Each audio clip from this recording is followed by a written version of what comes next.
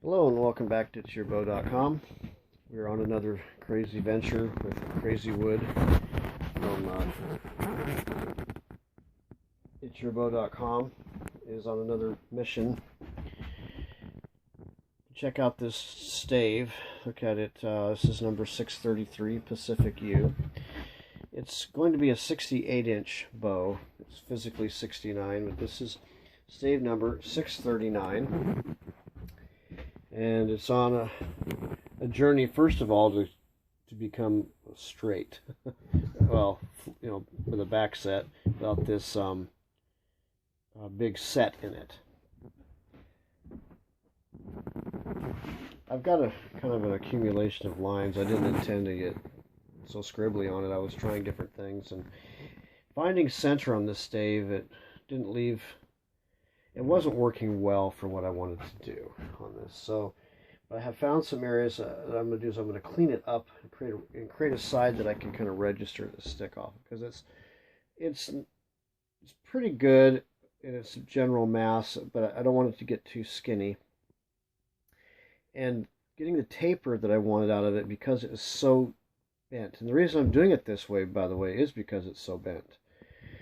Being so bent like this, it's very hard to create a good pattern on it.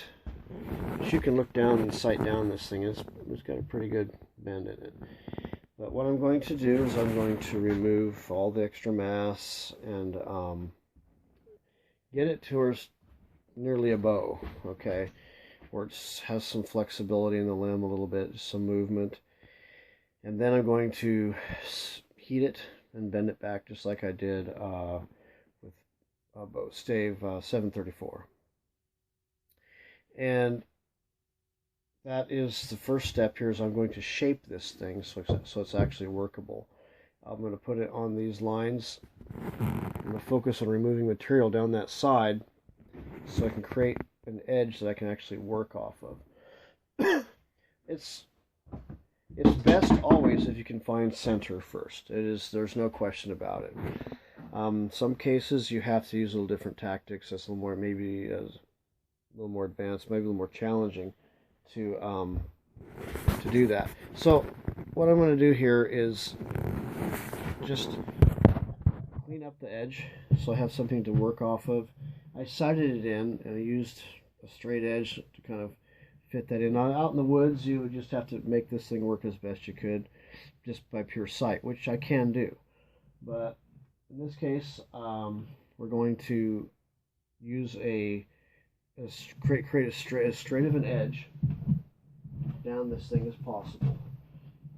I'm going to knife this bulge out here, down here, and I want to find the common point.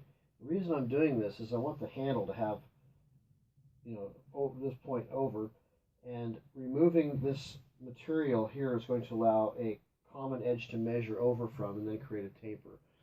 It's going to be most likely going to be a narrow bow, but let me tell you, I've learned this way about this Pacific U, or U in general. You don't need a really big fat limb, okay? And I'm going to show you how powerful, and I've done here recently. I've sold some bows here where the limb looked pretty narrow, pretty lean. Let me tell you, those bows are 60 and 70 pounds at 66 inches. 66-inch long bow and at 28 inches. So I don't really have a problem with this just becoming a light toothpick bow, because I know what to do with this. Registering off of one side is a way to come to center at some point. Yeah, it'd be great if I could take it. In fact, when I run my string line here, because this is so bent, finding center, it just doesn't work. I need to remove material and work with it from there. So that's the first mission here. And like I said, typically speaking, when you have enough mass equally from side to side, center is the best thing to do. Always find center if you can. That's the best general technique is what I would generally use. For example, I'll find a stave here in general that I can find. Back at you soft, for example. This is a nice stave here. This stave here I can easily find center. It has enough mass.